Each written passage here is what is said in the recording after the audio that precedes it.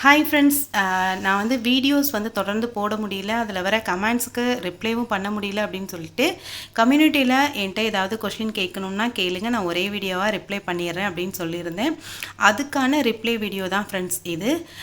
கம்யூனிட்டியில் இருந்த ஒரு சில கொஷின்ஸ், அதுக்கப்புறம் ஒரு சில வீடியோவில் நான் சில பேருக்கு ரிப்ளைவே பண்ணாமல் இருந்தேன். அந்த கொஷின்ஸ் அப்படின்னு சொல்லி ரேண்டமாக எடுத்து நான் வந்து ஆன்சர் பண்ணுறேன். என்னால் முடிஞ்சதை, எனக்கு தெரிஞ்சதை நான் வந்து சொல்கிறேன்.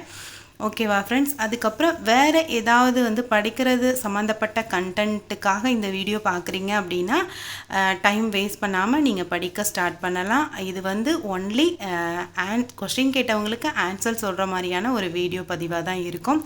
வாங்க அந்த கொஷின்ஸை பார்க்கலாம். லாஸ்ட்டு 10 days படிக்கவே முடியல சிஸ்டர், கான்சன்ட்ரேஷன் பண்ண முடியலன்னு சொல்லி ஒரு சிஸ்டர் சொல்லியிருந்தாங்க. டிப்ஸும் கேட்டிருக்காங்க. லாஸ்ட்டு 10 days ஒரு லாங் கேப்பே வந்து நீங்கள் எடுத்துக்கிட்டீங்க. அதாவது நமக்கு தொடர்ந்து படிச்சுட்டு இருக்கும் போது இந்த மாதிரி சில ப்ராப்ளம்ஸ் வரும்.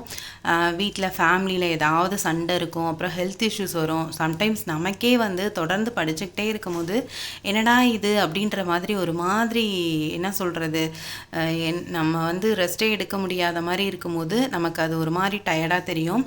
ஸோ வந்து நீங்கள் 10 days படிக்கவே இல்லை அப்படின்னு சொல்லியிருக்கீங்க. இதுக்கு முன்னாடி நீங்கள் நல்லாவே படிச்சுட்டு தான் இருந்திருப்பீங்க அப்படின்னு நினைக்கிறேன். இந்த 10 days வந்து உங்கள் ரெஸ்ட்டுக்கான டைம் அப்படின்னு நீங்கள் நினச்சிக்கோங்க.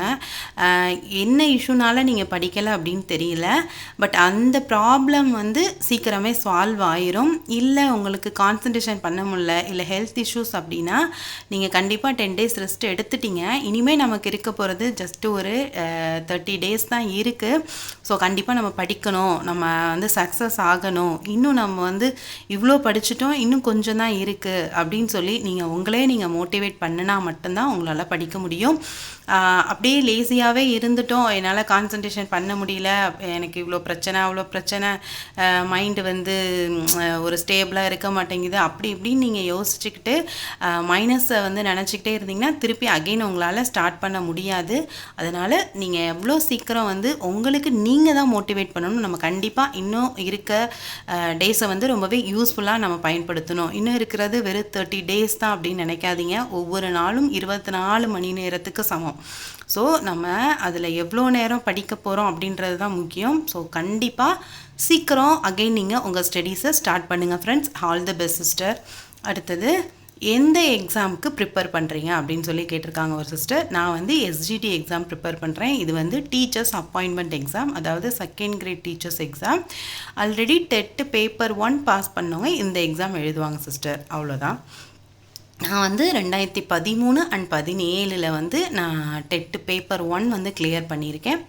ஸோ அந்த எஸ்ஜிடிக்கு தான் நான் ப்ரிப்பேர் பண்ணிகிட்ருக்கேன். அடுத்து தேர்ட் பார்த்திங்கன்னா, வாட்ச் கட்டிட்டு போகலாமா, நார்மல் வாட்ச்? கண்டிப்பாக சிஸ்டர், நம்ம கிளாஸ் ரூமில் வந்து வாட்ச் இருக்கா இல்லையா அப்படின்லாம் நம்ம பார்த்துட்ருக்க முடியாது. நம்ம நார்மல் வாட்ச் வந்து கட்டிட்டு போனால் தான் நமக்கு எவ்வளோ டைம் ஆகுது அப்படின்லாம் நம்மளால் கரெக்டாக தெரியும். அதுக்கப்புறம் அந்த டைம் மேனேஜ் பண்ணி நம்ம ஆன்சர் பண்ண முடியும். ஸோ கண்டிப்பாக கட்டிட்டு போகலாம், ஆனால் வந்து நார்மல் வாட்ச் தான் கட்டிட்டு போகணும். அடுத்தது, எக்ஸாமுக்கு பென் நம்ம கொண்டு போகணுமா இல்லை அவங்க தருவாங்களா அப்படின்னு சொல்லி கேட்டிருக்கீங்க. நிறைய எக்ஸாமுக்கு வந்து ரீசெண்டாக பென் வந்து ஹாலில் வந்து கொடுக்குறாங்க. பட் நமக்கு ஹால் டிக்கெட் வரும் இல்லையா, அதில் வந்து எல்லா டீட்டெயில்ஸுமே போட்டிருப்பாங்க சிஸ்டர். அதில் வந்து பென் கொண்டு வரணுமா வர வேண்டாமா அப்படின்ற பற்றின டீட்டெயில்ஸ் எல்லாமே ஹால் டிக்கெட்டில் இருக்கும். ஸோ ஹால் டிக்கெட் வந்ததுக்கப்புறம் உங்களுக்கு அதை பற்றின ஒரு தெளிவான ஆன்சர் வந்து கிடச்சிரும். அதுக்கப்புறம் பிக்னஸ் எப்படி ஸ்டார்ட் பண்ணுறது போடுங்க அப்படின்னு சொல்லி கேட்டிருக்கீங்க. பிக்னஸ் அப்படின்ற போது இன்னும் 30 days தான் இருக்குது, இனிமே படிக்க ஸ்டார்ட் பண்ணால் முடிச்சிடலாமான்ற ஒரு மைண்ட் செட்டில் கேட்குறீங்களா என்னன்னு தெரில. கண்டிப்பாக நெகட்டிவான ஆன்சர் பண்ணுறேன் அப்படின்னு நினைக்காதீங்க. முடிக்கிறது ரொம்ப கஷ்டம். ஏன் அப்படின்னா நம்ம படிக்கிற சிலபஸ் வந்து ரொம்பவே அதிகமாக இருக்குது. இன்னும் நமக்கு கிடச்சிருக்க டைம் வெறும் 30 days தான். ஸோ நீங்கள் வந்து அதுக்குள்ளே கம்ப்ளீட் பண்ண முடியும் அப்படின்னு உங்களுக்கு ஒரு கான்ஃபிடென்ஸ் இருந்துச்சு அப்படின்னா நீங்கள் வந்து டெஃபினட்டாக ப்ரீவியஸ் இயர் கொஷின் பேப்பர்ஸ், அப்புறம் முக்கியமான கொஷின்ஸ் அந்த மாதிரி படிங்க. அதுக்கப்புறம் 9th 10th வந்து மேக்ஸிமம் முடிங்க.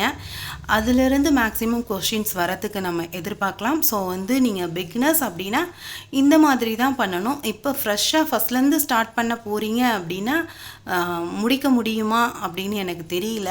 இல்லை டெட்டுக்கு நீங்கள் படிக்கிறீங்க அப்படின்னா நீங்கள் இப்போலேருந்து ஸ்டார்ட் பண்ணால் ரொம்பவே ஈஸி தான். நீங்கள் இப்போவிலேருந்து ஸ்டார்ட் பண்ணி நல்லா பிளான் பண்ணி ஒவ்வொரு சப்ஜெக்டாக நீங்கள் அப்படியே முடிச்சுட்டு வந்தீங்கன்னா கண்டிப்பாக உங்களால் முடிக்க முடியும். நீங்கள் எஸ்ஜிடிக்கு கேட்டிருக்கீங்களா இல்லை டெட்டுக்கு கேட்டிருக்கீங்களான்னு எனக்கு தெரியல. எஸ்ஜிடி அப்படின்னா முடியுமான்னு எனக்கு தெரியல. பட் டெட்டு அப்படின்னா கண்டிப்பாக முடியும். அடுத்தது how do you manage family health and continues studies அப்படின்னு சொல்லி கேட்டிருக்கீங்க. வேறு வழி இல்லை சிஸ்டர், நம்ம தான் மேனேஜ் பண்ணணும். ஒரு சில கடமைகள் நமக்கு இருக்கு இல்லையா, அதுலேருந்து நம்மளால் வெளியில் வர முடியாது. ஸோ கண்டிப்பாக வந்து அதை மேனேஜ் பண்ணி தான் ஆகணும். எப்போதும் பண்ணுற மாதிரி தான் காலையில் எழுந்துறது கடகடன்னு எல்லா வேலையும் முடிச்சுட்டு புக்கை எடுத்துப்பேன். அதுக்கப்புறம் ரொம்பவே டயர்டாக நிறைய தண்ணி குடிச்சுக்குவேன். அதுக்கப்புறம் இப்போ நமக்கு சீசன் ஃப்ரூட்ஸ் வெள்ளரிக்காய் இந்த மாதிரி ஃப்ரூட்ஸு சாப்பிட்டுக்குவேன். அதுக்கப்புறம் பார்த்திங்கன்னா நிறைய ஜூஸ் எடுத்துக்குவேன், மோர் குடிப்பேன். இந்த மாதிரி நம்ம ஹெல்த்தையும் மெயின்டைன் பண்ணிக்கிட்டு அதே மாதிரி ஃபேமிலி மெயின்டெனன்ஸ்னால் குழந்தைங்கள என் பையன் வந்து பெரிய பையன் வந்து கொஞ்சம் பெரியவனா, ஸோ அவன் வந்து சம்டைம்ஸ் தம்பி பாப்பா கொஞ்சம் பார்த்துப்பான். படிக்கிறேன் அந்த ஒரு 2 hours பார்த்துக்கோ அப்படின்னா பார்த்துப்பான். அதுக்கப்புறம் ஹஸ்பண்ட் பார்த்திங்கன்னா அவங்க வந்து 1 day வீட்டில் இருப்பாங்க, 1 day ஒர்க்கு.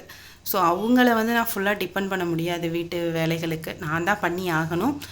ஸோ இப்படி தான் சிஸ்டர் மேனேஜ் பண்ணுறேன். இதுக்கிடையில் இவ்வளோ ஸ்ட்ரகிள்ஸ்லேயும் படிக்கணும் அப்படின்ற முடிவை நான் தான் எடுத்தேன். ஸோ நான் கண்டிப்பாக ஃபேமிலி அண்ட் ஹெல்த் அப்புறம் ஸ்டடீஸ் எல்லாத்தையும் நான் மேனேஜ் பண்ணி தான் ஆகணும். நம்மளால் முடியும், நம்ம பண்ணுவோம் அப்படின்ற ஒரு ஹோப் நமக்கு இருந்துச்சுன்னா கம்ப்ளீட்டாக நம்மளால் எதுவுமே செய்ய முடியும் கண்டிப்பாக. ஸோ அப்படி தான் நான் பண்ணிகிட்ருக்கேன். பார்ப்போம் இன்னும் எவ்வளோ நாள் இப்படியே போகுது அப்படின்னு சொல்லிட்டு. அதுக்கப்புறம் பார்த்திங்கன்னா எப்படி நைட்டு படிக்கிறீங்க, ஸ்ட்ரெஸ் ஆகுது, விட்டுறலாம்னு தோணுது சிஸ்டர் அப்படின்ட்டு. நைட்டு தான் படிக்கணும், பகலில் டைமே இல்லை. பகல் டைமில் நம்ம படிக்கிறதுக்கு சுத்தமாக டைமே இல்லை. அப்படிங்கிற பட்சத்தில் நைட்டு மட்டும்தான் நமக்கு இருக்குது. இந்த ஆகாஷ் சார் மோட்டிவேஷனில் கூட சொல்லியிருப்பாங்க, பகலில் தான் நமக்கு தொல்லை பண்ணுறதுக்கு ஆள் நம்மளை சுற்றி இருப்பாங்க, நைட்டில் யாரும் இருக்க மாட்டாங்க, எல்லோரும் தூங்கிடுவீங்கல்ல, யாரும் என்னை தொல்லை பண்ண வரமாட்டீங்கல்ல, தைரியமாக படிங்க, எத்தனை நாள் தூக்கத்தை தொலைக்க போகிறீங்க, நீங்கள் வந்து வீட்டு வேலையும் பார்த்துட்டு நீங்கள் எல்லாம் படிக்கிறீங்கல்ல, அதுவே பெரிய விஷயம் தான், கண்டிப்பாக கடவுளோட கருணை உங்கள் எல்லாத்துக்கும் இருக்கும்னு சொல்லிட்டு ஹவுஸ் ஒய்ஃப்க்கு ஒரு மோட்டிவேஷன் வீடியோ போட்டிருப்பாங்க. அதை தான் நான் டெய்லியுமே கேட்பேன். நைட்டு படிக்கும் போது சில நேரத்தில் ஸ்ட்ரெஸ் ஆச்சுன்னா சம்டைம்ஸ் அதை அப்படியே கேட்கும் போது கண்ணிலேருந்து தண்ணி கூட வந்துடும். அதை வந்து நான் டெய்லியுமே கேட்பேன். அந்த மாதிரி நமக்கு வேறு சாய்ஸ் இல்லை அப்படிங்கும் போது கண்டிப்பாக நைட்டு தான் படிக்கணும் அப்படின்னா படித்து தான் ஆகணும். ஸ்ட்ரெஸ் ஆகுது அப்படின்னா ஆகும் தான் சிஸ்டர். நமக்கு வந்து நிறைய ஒர்க்கு, குழந்தைங்க மேலே தூக்கம் இல்லாமல் இருக்கிறதே ரொம்ப ஸ்ட்ரெஸ் ஆகும். அதுக்காக நம்ம அதிலேருந்து வெளியில் வந்துடலாமா அப்படின்னு நம்ம கண்டிப்பாக நினைக்கக்கூடாது. முடிஞ்ச வரைக்கும் நம்ம இறங்கிட்டோம். நான் அதை தான் சொல்கிறேன், நம்ம பாதி வரைக்கும் வந்துட்டோம், இன்னும் கொஞ்சம் தான் இருக்குது. இந்த 30 நாளை கடந்துட்டோம் அப்படின்னா நம்ம லைஃப் வந்து வேறு லெவலில் இருக்கும். ஸோ கண்டிப்பாக வந்து ஸ்ட்ரெஸ் ஆகும் தான். பட் வந்து நீங்கள் அதை தாண்டி போகணும், கடந்து போய் தான் ஆகணும். ஒரு சில விஷயங்களை வந்து நம்ம ஏற்றுக்கிட்டு அதை அப்படியே போய்கிட்டே தான் இருக்கணும் சிஸ்டர். அடுத்தது நீங்கள் யூஸ் பண்ணுற ஒன்லைனர் புக்கு என்ன அப்படின்னு சொல்லி கேட்டிருக்கீங்க. நான் வந்து VVTNPSCயோட one-liner book science and social and தமிழுக்கு வந்து அதை யூஸ் பண்ணுறேன். சயின்ஸுக்கு வந்து தர்மா அகாடமியோட ஒன்லைனர் புக்கு தான் நான் யூஸ் பண்ணுறேன். அவ்வளோதான் சிஸ்டர், ரேண்டமாக நான் எடுத்த கொஷின்ஸ் இவ்வளோ தான். பட் வீடியோ வந்து கொஞ்சம் லென்த்தாக இருக்குது அப்படின்னு நினைக்கிறேன். நீங்கள் கொஞ்சம் ஸ்பீடாக வச்சு கூட எல்லோரும் பார்த்துக்கோங்க.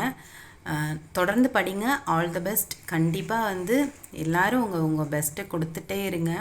உங்களால் ஒரு நாளைக்கு எவ்வளோ டைம் ஸ்பெண்ட் பண்ண முடியுமோ பண்ணுங்கள். நிச்சயமாக நம்மளால் வந்து நம்ம சக்ஸஸை வந்து டச் பண்ண முடியும். நாள் வந்து ரொம்ப கம்மியாக இருக்குது. ஸோ பி பாசிட்டிவாக இருங்க, ரொம்பவே பாசிட்டிவாக இருங்க. டீமோட்டிவேட் ஆகாதீங்க. இந்த 2 வேர்டு தான் நான் திருப்பி திருப்பி சொல்லுவேன். டீமோட்டிவேட் ஆகாதீங்க. எப்போவுமே பாசிட்டிவ் திங்கிங்கோட இருங்க. நம்மளை சுற்றி எவ்வளோ நெகட்டிவிட்டி இருந்தாலும் அதை இக்னோர் பண்ணிட்டு மூவ் பண்ணிகிட்டே போங்க. பாசிட்டிவ் மைண்ட் செட் வந்து நமக்கு ரொம்பவே ஹெல்ப்ஃபுல்லாக இருக்கும். நம்ம தான் மோட்டிவேட் பண்ணிக்கணும்.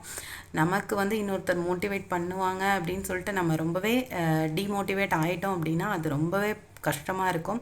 ஸோ நீங்கள் வந்து உங்களை மோட்டிவேட் பண்ணிக்கோங்க. அப்புறம் நிறைய யூடியூப் சேனல்ஸில் வந்து அதுக்கான டிப்ஸ்லாம் சொல்கிறாங்க, இப்படி படிங்க அப்படி படிங்க அப்படின்ட்டு. ஸோ உங்களுக்கு ரொம்ப ஒரு மாதிரி சோர்வாக இருக்க நேரத்தில் அந்த மாதிரி வீடியோஸ் கூட ஃபாலோ பண்ணுங்கள். All the best. தொடர்ந்து படிங்க சிஸ்டர்ஸ். பாய். முடிஞ்ச வரையும் நான் தொடர்ந்து வீடியோ போட பார்க்குறேன். நெக்ஸ்ட் vlogல பார்ப்போம்.